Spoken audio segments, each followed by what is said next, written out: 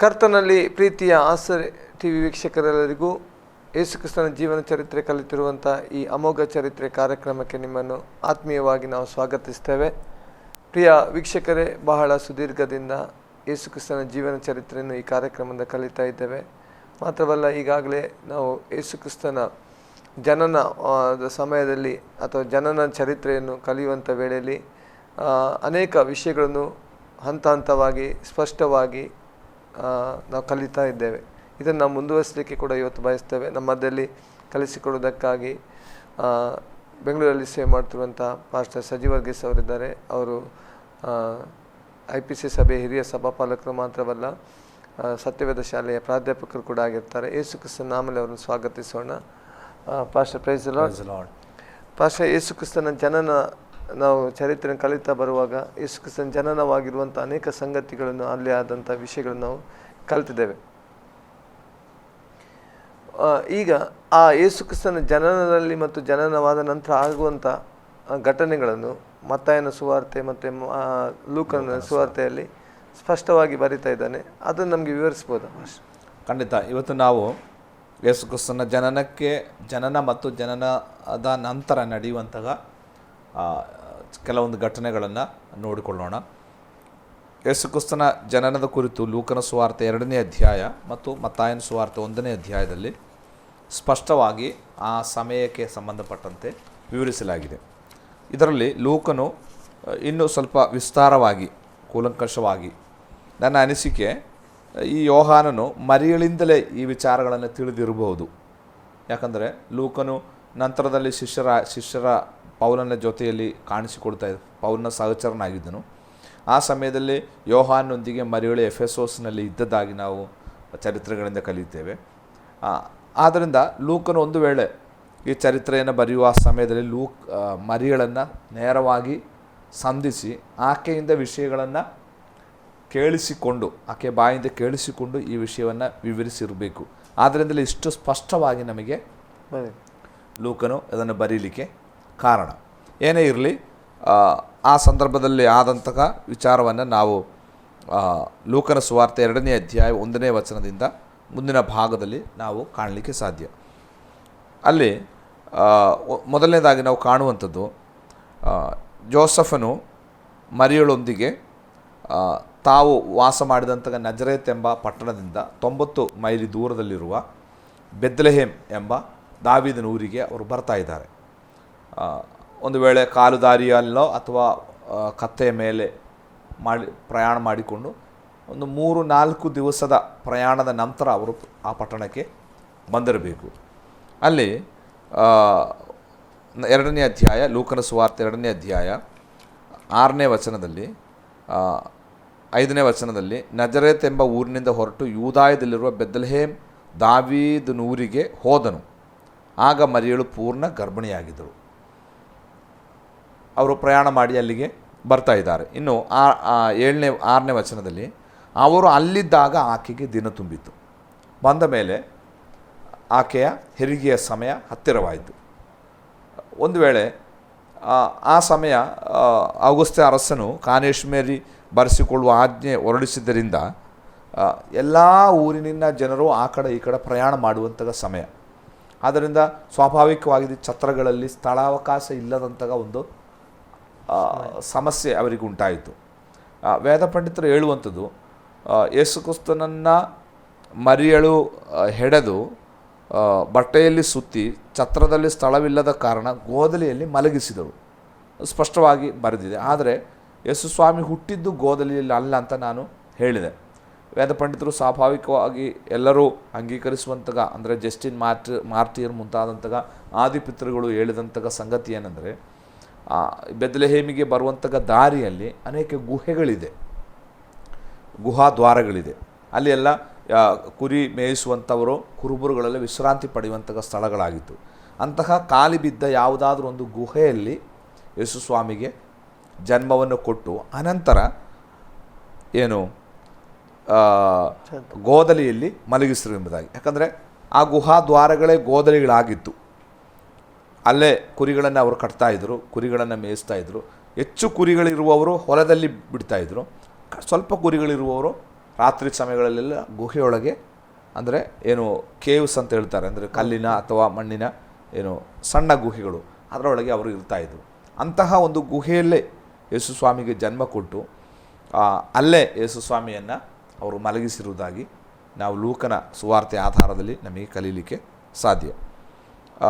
ಇನ್ನು ಮತ್ತಾಯನ ಸುವಾರ್ತೆಗೆ ನಾವು ಬರುವುದಾದರೆ, ಮತ್ತಾಯನ ಸುವಾರ್ತೆ 1ನೇ ಅಧ್ಯಾಯ ಅದರ 24ನೇ ವಚನ.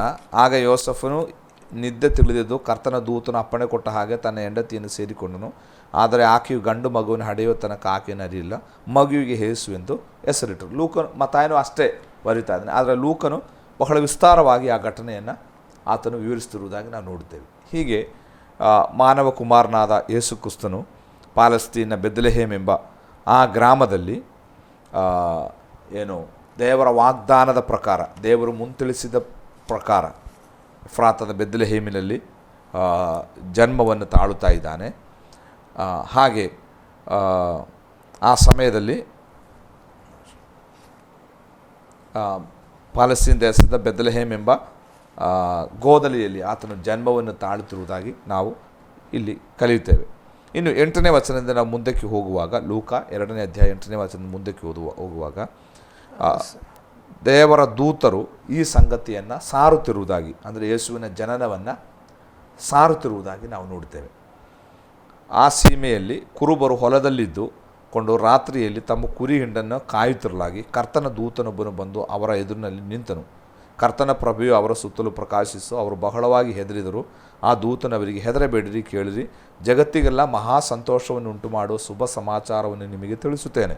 ಅದೇನೆಂದರೆ, ಈ ಹೊತ್ತು ನಿಮಗೋಸ್ಕರ ದಾವೀದನ ಊರಿನಲ್ಲಿ ಒಬ್ಬ ರಕ್ಷಕನು ಹುಟ್ಟಿದ್ದಾನೆ. ಆತನು ಕರ್ತನಾಗಿರುವ ಕ್ರಿಸ್ತನೇ. ಆತನು ನಿಮಗೆ ಗೊತ್ತಾಗುವುದಕ್ಕೆ ಗುರುತೇನೆಂದರೆ, ಬಟ್ಟೆಯಿಂದ ಸುತ್ತಿರುವ ಒಂದು ಕೂಸು ಗೋದಲಿಯಲ್ಲಿ ಮಲಗಿರುವುದನ್ನು ಕಾಣುವಿರಿ ಎಂದು ಹೇಳಿದನು. ಪಕ್ಕನೆ ಆ ದೂತನ ಸಂಗಡ ಪರಲೋಕ ಸೈನ್ಯದವರ ಒಂದು ದೊಡ್ಡ ಗುಂಪು ಕಾಣಿಸಿಕೊಂಡು, ಮೇಲಣ ಲೋಕದಲ್ಲಿ ದೇವರಿಗೆ ಮಹಿಮೆ, ಭೂಲೋಕದಲ್ಲಿ ಮನುಷ್ಯರೊಳಗೆ ಸಮಾಧಾನ, ದೇವರು ಅವರಿಗೆ ಒಲಿಯುತ್ತಾನೆ ಎಂದು ದೇವರನ್ನು ಕೊಂಡಾಡುತ್ತಾ ಹೇಳಿದರು. ಮೊದಲನೇದಾಗಿ ಲೂಕನು ಯೇಸುಕ್ರಿಸ್ತನ ಜನನವಾದಾಗ ಪರಲೋಕದ ದೂತರು ಬಂದು ಹೊಲದಲ್ಲಿ ಕುರಿಗಳನ್ನು ಮೇಯಿಸುತ್ತಿದ್ದ ಕುರುಬರಿಗೆ ಈ ಸಂದೇಶವನ್ನು ತಿಳಿಸ್ತಾ ಇದ್ದಾರೆ. ಆದರೆ ಮತ್ತಾಯನ ಸುವಾರ್ತೆಯ ಪ್ರಕಾರ ನಾವು 2ನೇ ಅಧ್ಯಾಯ 1ನೇ ವಚನಕ್ಕೆ ಬರುವಾಗ, ಅಲ್ಲಿ ಯೇಸುಕ್ರಿಸ್ತನು ಹುಟ್ಟಿದಾಗ ಮೂಡಣ ದೇಶದ ಅರಸನಾದ ಹೆರೋದನ ದಿನಗಳಲ್ಲಿ ಯೂದಾಯ ಸೀಮೆಯ ಬೆತ್ಲೆಹೇಮ್ ಎಂಬ ಊರಿನಲ್ಲಿ ಯೇಸು ಹುಟ್ಟಿದಾಗ ಮೂಡಣ ದೇಶದ ಜೋಯಿಸರು ಯೆರೂಸಲೇಮಿಗೆ ಬಂದು, ಯಹೂದ್ಯರ ಅರಸನಾಗಿ ಹುಟ್ಟಿದವನು ಇಲ್ಲಿದ್ದಾನೆ, ಆತನು ಸೂಚಿಸಿದ ನಕ್ಷತ್ರವನ್ನು ನಾವು ಮೂಡಣ ದೇಶದಲ್ಲಿ ಕಂಡು ಅವನಿಗೆ ಅಡ್ಡ ಬೀಳುವುದಕ್ಕೆ ಬಂದನು ಅಂದರು. ಅಂದರೆ ಮತ್ತಾಯನು ಕುರುಬರಿಗೆ ದೂತನು ಕಾಣಿಸಿಕೊಂಡ ವಿಚಾರವನ್ನು ತಿಳಿಸ್ತಾ ಇಲ್ಲ. ಜೋಯಿಸರು ಬಂದು ಯೇಸು ಸ್ವಾಮಿಯನ್ನು ನಮಸ್ಕರಿಸಿದ ವಿಚಾರವನ್ನು ತಿಳಿಸ್ತಾ ಇದ್ದಾನೆ. ಅಂದರೆ ಸಮಾಜದಲ್ಲಿ 2 ಗುಂಪಿನ ಜನರು, ಜೋಯಿಸರು ಮತ್ತು ಕುರುಬರು. ಅಂದರೆ ಜೋಯಿಸರು ಜ್ಞಾನ ಸಂಪನ್ನರು, ಮತ್ತೇನು ಆರ್ಥಿಕವಾಗಿ ಸಂಪನ್ನರು, ಸಮಾಜದಲ್ಲಿ ಸ್ವಲ್ಪ ಉನ್ನತ ಮಟ್ಟದ ಜನರು ಜೋಯಿಸರು. ಆದರೆ ಕುರುಬರು ಸ್ವಾಭಾವಿಕವಾಗಿ ಸಮಾಜದಲ್ಲಿ ಕೀಳ್ಮಟ್ಟದ, ಸಮಾಜ ಅಷ್ಟೊಂದು ಒಪ್ಪಿಕೊಳ್ಳದಂತಹ ಕುರಿಗಳನ್ನು ಮೇಯಿಸುವ ಕೆಲಸ, ವಿದ್ಯೆಯಲ್ಲಿಯೂ ಸಹ ಅವಿದ್ಯಾವಂತರಾದಂತಹ ಒಂದು ಗುಂಪು. ನೋಡಿರಿ, ಜೋಯಿಸರು ನಕ್ಷತ್ರವನ್ನು ಕಂಡು ಅದರ ಲಕ್ಷಣವನ್ನು ತಿಳಿದು ಒಬ್ಬ ಅರಸನು ಹುಟ್ಟಿದ್ದಾನೆ ಎಂಬುದನ್ನು ಅವರೇ ಗ್ರಹಿಸಿಕೊಂಡು ಆ ನಕ್ಷತ್ರವನ್ನು ಹಿಂಬಾಲಿಸುತ್ತಾ ಬೆತ್ಲೆಹೇಮಿಗೆ ಬರ್ತಾ ಇದ್ದಾರೆ.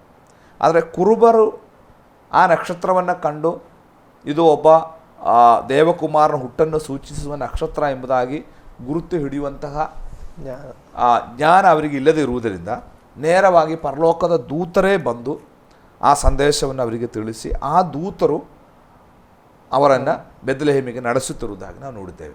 ಅಂದರೆ ಇಲ್ಲಿ ಯೇಸುಕ್ರಿಸ್ತನ ಜನನಕ್ಕೆ ಸಂಬಂಧಪಟ್ಟಂತೆ ಸಮಾಜದ 2 ವರ್ಗದ ಜನರು, ಶ್ರೀಮಂತರು, ಬಡವರು, ವಿದ್ಯಾವಂತರು, ವಿದ್ಯಾಹೀನರು ಸಮಾಜ ಒಪ್ಪಿಕೊಳ್ಳುವರು, ಸಮಾಜದಿಂದ ಕೈಬಿಡಲ್ಪಟ್ಟವರು ಆದಂತಹ 2 ವರ್ಗದ ಜನರೂ ಸಹ ಯೇಸುಕ್ರಿಸ್ತನನ್ನು ಸಂಧಿಸುವುದಕ್ಕಾಗಿ, ನೋಡುವುದಕ್ಕಾಗಿ ಬಂದದ್ದಾಗಿ ಇಬ್ಬರು ಸ್ವಾರ್ಥಿಕರು ಒಬ್ಬರಿಗೊಬ್ಬರು ಪೂರಕವಾಗಿ ಬರೆಯುತ್ತಿರುವುದಾಗಿ ನಾವು ನೋಡುತ್ತೇವೆ.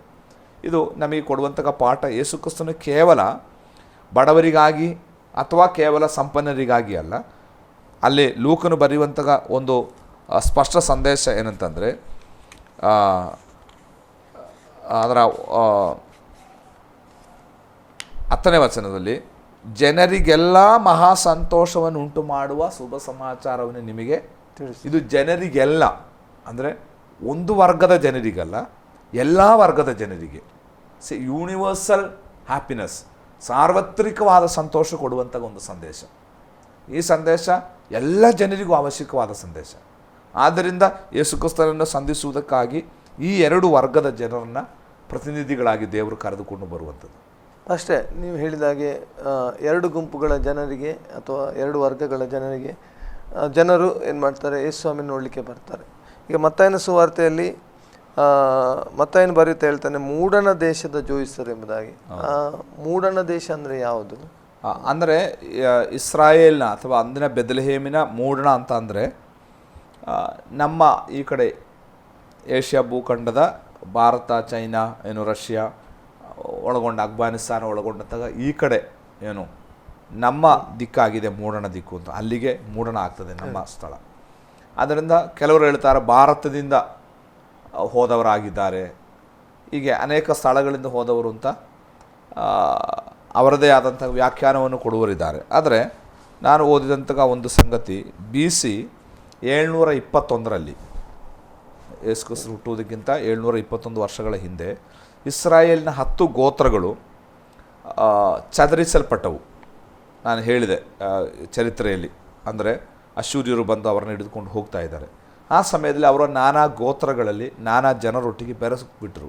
ಚರಿತ್ರೆಗಾರರು ಹೇಳುವಂಥದ್ದು, BC 721ರಲ್ಲಿ ಇಸ್ರಾಯೇಲ್ನ 10 ಗೋತ್ರಗಳು ಇಂದಿನ ಅಫ್ಘಾನಿಸ್ತಾನದಲ್ಲಿ ಬಂದು, ಅದರಲ್ಲಿ ಎಲ್ಲರಲ್ಲ, ಅದರಲ್ಲಿ ಕೆಲವರು ಬಂದು ನೆಲೆಸಿದರು. ಅವರು ಸ್ವರಾಷ್ಟ್ರ ಧರ್ಮ ಎಂಬಂದಾಗ ಧರ್ಮದೊಟ್ಟಿಗೆ ಸೇರಿಕೊಂಡು ಮಿಲನವಾಗಿ ಹೋಗಿದ್ದರು. ಅವರಿಗೆ ದೇವರ ಧರ್ಮಶಾಸ್ತ್ರ ಗೊತ್ತಿತ್ತು. ಅಂದರೆ ಅವರು ಯಹೂದ್ಯರೇ ಆಗಿದ್ದರು. ಅವರಿಗೆ ದೇವರ ವಾಕ್ಯ ಗೊತ್ತು. ಅವರಿಗೆ ಗೊತ್ತು ಯಾಕೋಬಿನ ಕುಲದಿಂದ ನಕ್ಷತ್ರ ಪ್ರಾಯದ ಒಬ್ಬನು ಹುಟ್ಟಿ ಬರ್ತಾನೆ ಅಂತೇಳಿ ನಾವೇನು ಪಂಚಗ್ರಂಥಗಳಲ್ಲಿ ಅರಣ್ಯಕಾಂಡ ಪುಸ್ತಕದಲ್ಲಿ ನಾವೇನು ಓದುತ್ತೇವೆ, ಆ ಪ್ರವಾದನೆ ಅವರಿಗೆ ಗೊತ್ತು, ಇಸ್ರಾಯೇಲ್ನಲ್ಲಿ ನಕ್ಷತ್ರ ಪ್ರಾಯದವನು ಒಬ್ಬನು ಹುಟ್ಟಿ ಬರುತ್ತಾನೆ ಎಂಬುದಾಗಿ. ಆದ್ದರಿಂದ ಅವರಿಗೆ ಗೊತ್ತು, ಯೇಸು ಕ್ರಿಸ್ತನು ಹುಟ್ಟುವಾಗ ಆತನ್ನು ಸೂಚಿಸುವ ಒಬ್ಬ ನಕ್ಷತ್ರ ಕಾಣುತ್ತದೆ ಎಂಬುದು ಅವರಿಗೆ ಗೊತ್ತಿತ್ತು. ಆದ್ದರಿಂದ ಈ ಜೋಯಿಸರು ಒಂದು ವೇಳೆ ಇವರೇ ಆಗಿರ್ಬೋದು, ಮ್ಯಾಗೀಸ್ ಅಂತ ಕರೀತಾರೆ, ಅವರೇ ಆಗಿರ್ಬೋದು ಅಂತ ಕೆಲವರು ಅನುಮಾನ ಪಡ್ತಾ ಇದ್ದಾರೆ. ಅವರು ಅಲ್ಲಿ ಹೋಗಿ ಅನಂತರ ಪಾಂಡಿತ್ಯವನ್ನು ಹೊಂದಿದಂತಹ ಜೋಯಿಸರಾಗಿರ್ಬೋದು. ಯಾಕಂದರೆ ಅವರಿಗೆ ಆಸ್ಟ್ರಾನಮಿ, ಬಾಹ್ಯಾಕಾಶ ಶಾಸ್ತ್ರದ ಕುರಿತಾದಂತಹ ಒಳ್ಳೆಯ ಅರಿವಿರುವವರಾಗಿದ್ದರು. ಅರಿವಿದ್ದರೆ ಮಾತ್ರ ಸಾಲದು, ಅವರಿಗೆ ಧರ್ಮಶಾಸ್ತ್ರವೂ ಕೂಡ ಅರಿತಿರಬೇಕು. ಯಾಕಂದರೆ ಪ್ರವಾದನೆ ಗೊತ್ತಿರಬೇಕು. ಯಾಕೋಬಿನಲ್ಲಿ ನಕ್ಷತ್ರ ಪ್ರಾಯದವನೊಬ್ಬನು ಹುಟ್ಟುತ್ತಾನೆ ಎಂಬ ಪ್ರವಾದನೆಯನ್ನು ಗೊತ್ತಿರಬೇಕು. ಯಾಕಂದರೆ ಪ್ರವಾದನೆ ಗೊತ್ತಿರೋದು ಯಹೂದ್ಯರಿಗೆ ಮಾತ್ರ. ಅದು ಗೊತ್ತಿದ್ರೇ ಈ ನಕ್ಷತ್ರ ಯೇಸು ಸ್ವಾಮಿಯ ಜನನವನ್ನು ಸೂಚಿಸು ಎಂಬುದು ಅರ್ಥವಾಗುವಂಥದ್ದು.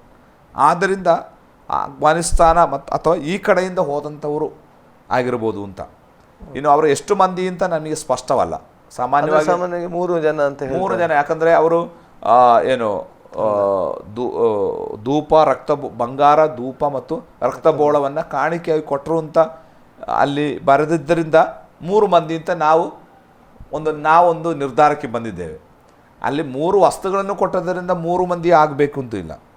ವೇದ ಪಂಡಿತರ ಅಭಿಪ್ರಾಯ ಪ್ರಕಾರ 3 ರಿಂದ 12 ಮಂದಿ ಇರ್ಬೋದು. 3 ರಿಂದ 12 ಮಂದಿಯಷ್ಟು ಜನ, ಕಡಿಮೆ 3, ಜಾಸ್ತಿ ಒಂದು 12 ಮಂದಿ ತನಕ ಇರ್ಬೋದು ಅಂತ ಅನುಮಾನ ಪಡೋ. ಈಗ ಸಂಖ್ಯೆ ಗೊತ್ತಿಲ್ಲ. ನೋಡಿ, ನಮ್ಮ ಮನಸ್ಸಿನಲ್ಲಿ ಇಂತಹ ಅನೇಕ ನಾವಾಗಿ ಮಾಡಿಕೊಂಡಂತಹ ಕೆಲವು ಕಲ್ಪನೆಗಳಿದೆ. ಅದರಲ್ಲಿ ಒಂದಾಗಿದೆ 3 ಜೋಯಿಸರು ಮತ್ತು ಬಲಗಡೆಯಲ್ಲಿರುವ ಕಳ್ಳ ಅಲ್ವಾ, ಪರಲೋಕಕ್ಕೆ ಹೋದ ಕಳ್ಳ ಬಲಗಡೆಯಲ್ಲಿರುವಂಥದ್ದು. ಹೀಗೆ ನಾವು ಕಲ್ಪಿಸಿಕೊಂಡಂತಹ ಕೆಲವು ಚಿತ್ರಣಗಳು ನಮ್ಮ ಮನಸ್ಸಿನಲ್ಲಿದ್ದಾವೆ. ನಾವು ಅದನ್ನು ಇಟ್ಟುಕೊಂಡೇ ಬೈಬಲ್ ಓದುವಂಥದ್ದು. ಅದರಿಂದ ಪಕ್ಕನೆ ನಮಗೆ ಜೋಯಿಸರು 3 ಮಂದಿ ಅಂತ ನಾವು ನಿರ್ಧಾರಕ್ಕೆ ಬಂದಿದ್ದೇವೆ. ಅಲ್ಲಿ 3 ಮಂದಿ ಅಂತ ಜೋಯಿಸರು ಒಂದಕ್ಕಿಂತ ಹೆಚ್ಚು ಮಂದಿ ಅಂತ ಅದರ ಅರ್ಥ. ಎಷ್ಟು ಮಂದಿ ಇದ್ದಾರೆ, ಇನ್ನು ಇಬ್ಬರೇ ಇರ್ಬೋದು. ಅವರೇ 3 ವಸ್ತುವನ್ನು ಕೊಡೋದ್ರಲ್ಲಿ ಏನು ತಪ್ಪಿದೆಯಾ? ಒಬ್ಬೊಬ್ಬರೇ ಒಂದು ಕೊಡಬೇಕು ಅಂತ ಏನಿಲ್ಲಲ್ಲ, ಒಬ್ಬನಿಗೆ 3 ಕೊಡ್ಬೋದಲ್ವ. ಆದ್ದರಿಂದ ಆ ಕೊಟ್ಟದರ ಆಧಾರದಲ್ಲಿ 3 ಅಂತ ಲೆಕ್ಕ ಹಾಕ್ಲಿಕ್ಕೆ ಆಗಲ್ಲ. ಇಬ್ಬರಿಗಿಂತ ಜಾಸ್ತಿ, 12ಕ್ಕಿಂತ ಕಡಿಮೆ ಇರ್ಬೋದು ಅಂತ ಒಂದು ಅಂದಾಜು ಲೆಕ್ಕ ನಮಗೆ ತೆಗೆದುಕೊಳ್ಳಲಿಕ್ಕೆ ಸಾಧ್ಯ. ಈಗ ಈ ಜೋಯಿಸರು ಜ್ಞಾನಿಗಳು, ಅವರು ಏನು ಪಾಂಡಿತ್ಯ ಉಳ್ಳವರು, ಆದರೂ ಆ ಭಾಗ ನಾವು ಕಲಿಯುವುದಾದರೆ ಜೋಯಿಸರು ಮೋಸ ಹೋಗ್ತಾ ಇದ್ದಾರೆ. ಎಷ್ಟು ಪಾಂಡಿತ್ಯ ಇದ್ರೂ ಮೋಸ ಹೋಗ್ಬೋದು ಅಂತ ಜೋಯಿಸರಿಂದ ನಮಗೆ ಕಲಿಬೋದು. ಯಾಕಂದರೆ ಈ ಜೋಯಿಸರು ನಕ್ಷತ್ರವನ್ನು ಕಂಡು ನಕ್ಷತ್ರವನ್ನು ಹಿಂಬಾಲಿಸಿ ಅವರು ಬಂದದ್ದು ಎಲ್ಲಿಗೆ? ಹೆರೋದನ ಅರಮನೆಗೆ ಬಂದದ್ದು. ಯಾಕಂದರೆ ಅರಸನು ಹುಟ್ಟುವುದು ಅರಮನೆಯಲ್ಲಿ. ನೋಡಿ, ಮೋಸ ಹೋಗ್ಲಿಕ್ಕೂ ಸಾಧ್ಯತೆ ಇದೆ ಅಲ್ವಾ? ನಾವು ಸನ್ನಿವೇಶಗಳನ್ನು ನೋಡಿ ಅನೇಕ ಸಾರಿ ವಿಷಯಗಳನ್ನು ಮನದಟ್ಟು ಮಾಡಿಕೊಂಡ್ರೆ ಈ ರೀತಿ ನಾವು ಮೋಸ ಹೋಗಲಿಕ್ಕೆ ಸಾಧ್ಯತೆ ಇದೆ. ಅದರಿಂದ ಯಾವತ್ತೂ ಸನ್ನಿವೇಶಗಳ ಆಧಾರದಲ್ಲಿ ನಾವು ಯಾವುದನ್ನು ಯಾವ ತೀರ್ಮಾನಕ್ಕೂ ಬರಬಾರ್ದು. ರಾಜ ಅರಮನೆಯಲ್ಲೇ ಹುಟ್ಟಬೇಕು ಅಂತ ಇಲ್ಲ, ಗೋದಲಿಯಲ್ಲಿ ಹುಟ್ಟುತ್ತಾನೆ ಅಂತ ಅವರು ತಿಳಿಬೇಕಿತ್ತು. ಅವರ ನಿರೀಕ್ಷೆಗೆ ಮೀರಿ ಯೇಸು ಸ್ವಾಮಿ ಹುಟ್ಟಿದ್ದು. ಆದ್ದರಿಂದ ಅವರ ನಿರೀಕ್ಷೆ ಏನು? ರಾಜಕುಮಾರ ಹುಟ್ಟುವುದು ಅರಮನೆಯಲ್ಲಿ. ಆದ್ದರಿಂದ ಅವರು ಹೆರೋದನ ಅರಮನೆಯನ್ನು ಗುರಿ ಮಾಡಿಟ್ಟುಕೊಂಡು ಬರ್ತಾ ಇದ್ದಾರೆ. ಹಾಗೆ ಸೂಚಿಸುವ ನಕ್ಷತ್ರ ಬೇರೆ ದಿಕ್ಕಲ್ಲಿ ಹೋಗಿರಬೇಕು. ಆದರೆ ಅಲ್ಲಿ ಏನಾಯಿತು, ಜೋಯಿಸರಾದ್ರೂ ಸ್ವಲ್ಪ ಸಮಯ ಅವರ ಬುದ್ಧಿ ಅವರು ಉಪಯೋಗಿಸಿದರು. ಅದಕ್ಕೆ ಆತ್ಮಿಕ ಜೀವಿತ ಬುದ್ಧಿಯಿಂದ ನಡೆಯುವ ಜೀವಿತ ಅಲ್ಲ, ಆತ್ಮನಿಂದ ಅದಕ್ಕೆ ಆತ್ಮಾನುಸಾರವಾಗಿ ನಡೆಯಬೇಕು. ನಾವು ಏನು ಶರೀರ ಸಂಬಂಧವಾಗಿ ನಡೆಯುವವರಲ್ಲ, ಆತ್ಮ ಸಂಬಂಧವಾಗಿ ನಡೆಯುವಂಥ ರೋಮಪತ್ರಿಕೆ 8ನೇ ಅಧ್ಯಾಯ ನಾವು ಓದ್ತೇವೆ. ನಾವು ಶರೀರ ಸಂಬಂಧವಾಗಿ ನಡೆಯುವಾಗ ಕೆಲವೊಮ್ಮೆ ಇಂತಹ ತಪ್ಪುಗಳು ನಮಗೆ ಬರುತ್ತದೆ. ಅವರು ತಪ್ಪಿ ಅರಮನೆಗೆ ಹೋಗಿ ಕೇಳ್ತಾ ಇದ್ದಾರೆ. ಅರಮನೆಗೆ ಹೋಗಿ ಕೇಳಿದ್ದರಿಂದ ದೊಡ್ಡ ಅನಾಹುತನೇ ಸಂಭವಿಸಿತು. ಯಾಕಂದರೆ ಹೆರೋದನಿಗೆ ಬಿಸಿ ತಟ್ಟಿತ್ತು, ಹೆರೋದನಿಗೆ ಕಳವಳವಾಯಿತು. ನಾನು ಇಲ್ಲಿ ಕೂದದ ಅರಸನಾಗಿರುವಾಗ ಇನ್ನೊಬ್ಬ ಅರಸು ನನಗೆ ಬದಲಾಗಿ ಹುಟ್ಟಿದನು, ಅದು ನನಗೂ ನನ್ನ ಮಕ್ಕಳಿಗೂ ನಾಳೆ ತಲೆನೋವು. ಆದ್ದರಿಂದ ಹೆರೋದ ಅರಸ ಅವರಿಂದ ಹುಟ್ಟಿದ ದಿನಾಂಕವನ್ನೆಲ್ಲ ಗೊತ್ತು ಮಾಡಿಕೊಂಡು ಧರ್ಮಶಾಸ್ತ್ರವನ್ನು ಹುಡುಕಿದಾಗ ಅವ್ರಿಗೆ ಗೊತ್ತಾಯಿತು, ಈ ಕೂದದ ಬೆತ್ಲೆಹೇಮಿನಲ್ಲಿ ಯೇಸು ಹುಟ್ಟುತ್ತಾನೆ ಎಂಬುದು ಅವರಿಗೆ ಗೊತ್ತಾಯಿತು. ಆಗ ಹೆರೋದನು ಯಾರಿಗೂ ತಿಳಿಯದಂತೆ ಆ ಜೋಯಿಸರನ್ನು ಕರೆಸಿ ಆ ನಕ್ಷತ್ರವು ಕಾಣಿಸಿದ ಕಾಲವನ್ನು ಅವರ ಕಡೆಯಿಂದ ಚೆನ್ನಾಗಿ ತಿಳಿದುಕೊಂಡು, ನೀವು ಹೋಗಿ ಆ ಕೂಸಿನ ವಿಷಯದಲ್ಲಿ ಚೆನ್ನಾಗಿ ವಿಚಾರಣೆ ಮಾಡಿ ಅದು ಸಿಕ್ಕಿದ ಮೇಲೆ ನನಗೆ ತಿಳಿಸಿರಿ, ನಾನು ಬಂದು ಅದಕ್ಕೆ ಅಡ್ಡ ಬೀಳಬೇಕು ಎಂದು ಹೇಳಿ ಅವರನ್ನು ಬೆತ್ಲೆಹೇಮಿಗೆ ಕಳುಹಿಸಿದನು. ಆದರೆ ಹೆರೋದನು ಯೇಸು ಸ್ವಾಮಿಯನ್ನು ನೋಡುವ ಆಸೆಯಿಂದ, ನಿಜವಾದ ಅರಸನನ್ನು ನೋಡುವ ಕುತೂಹಲದಿಂದ ಅಲ್ಲ, ಯೇಸು ಸ್ವಾಮಿಯನ್ನು ಹೇಗಾದರೂ ಇಲ್ಲದೆ ಮಾಡಬೇಕು, ಅದಕ್ಕೋಸ್ಕರ ಆತನು ಮಾಡಿದಂತಹ ಒಂದು ಉಪಾಯವಾಗಿತ್ತು. ನೋಡಿ, ಇದೆಲ್ಲ ಬರಲಿಕ್ಕೆ ಕಾರಣ ಏನು? ಈ ಜೋಯಿಸರು ಅವರು ಬುದ್ಧಿವಂತರಾದರೂ ಬುದ್ಧಿಗೇಡಿತನ ಮಾಡಿದ್ದರಿಂದ. ಅದಕ್ಕೆ ನಾನು ಹೇಳೋದು, ಎಷ್ಟೇ ಬುದ್ಧಿವಂತರಾದರೂ ಬುದ್ಧಿಗೇಡಿತನ ಮಾಡ್ತೇವೆ ಅಂತ ಅಲ್ವಾ? ಜೋಯಿಸರು ಅಂದರೆ ಇಂಗ್ಲೀಷ್ನಲ್ಲಿ ನಾವು ಹೇಳ್ತೇವೆ wise man become foolish man ಅಂತ. ಅಂದ್ರೇನು? ಜ್ಞಾನಿವಂತರು ಮೂರ್ಖರಾದಂತಹ ಒಂದು ಭಾಗವಾಗಿ ನಾವು ಇದನ್ನು ಕಲಿಯುವುದಕ್ಕಾಗಿ ಸಾಧ್ಯ. ಆ ಮೂರ್ಖತನದಿಂದ ಅನೇಕ ಪ್ರಾಣ ನಷ್ಟಗಳು ಸಹ ಉಂಟಾಯ್ತಲ್ಲ.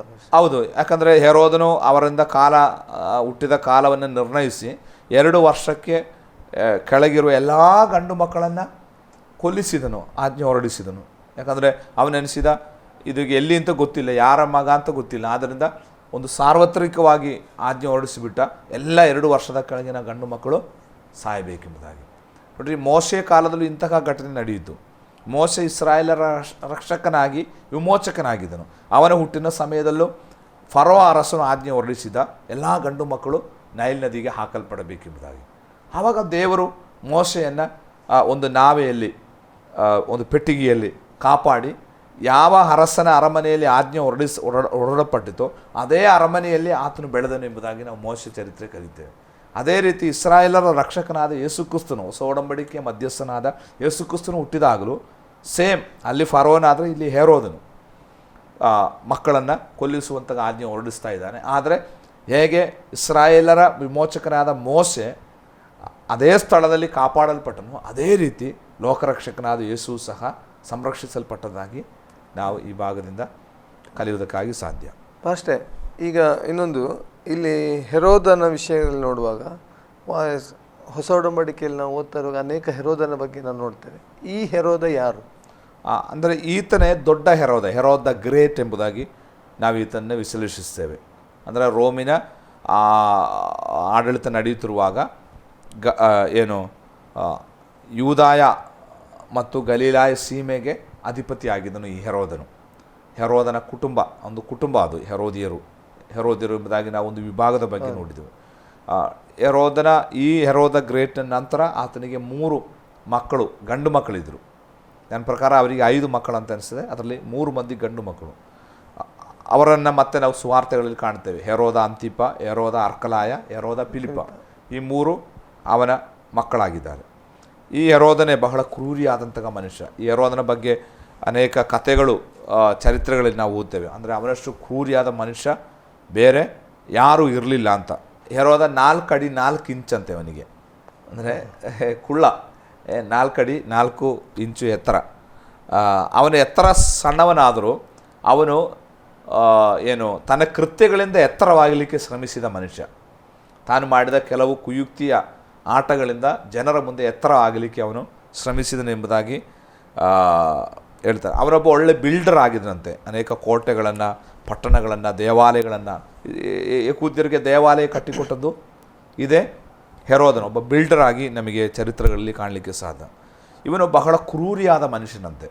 ಅವನಷ್ಟು ಕ್ರೂರಿ ಬೇರೆ ಯಾರೂ ಇಲ್ಲ ಅಂತ. ಅಂದರೆ ಒಂದು ರಾತ್ರಿ ತನ್ನ ಹೆಂಡತಿ ಮತ್ತು 3 ಗಂಡು ಮಕ್ಕಳನ್ನು ಅವನು ಕೊಂದು ಬಿಟ್ಟನಂತೆ.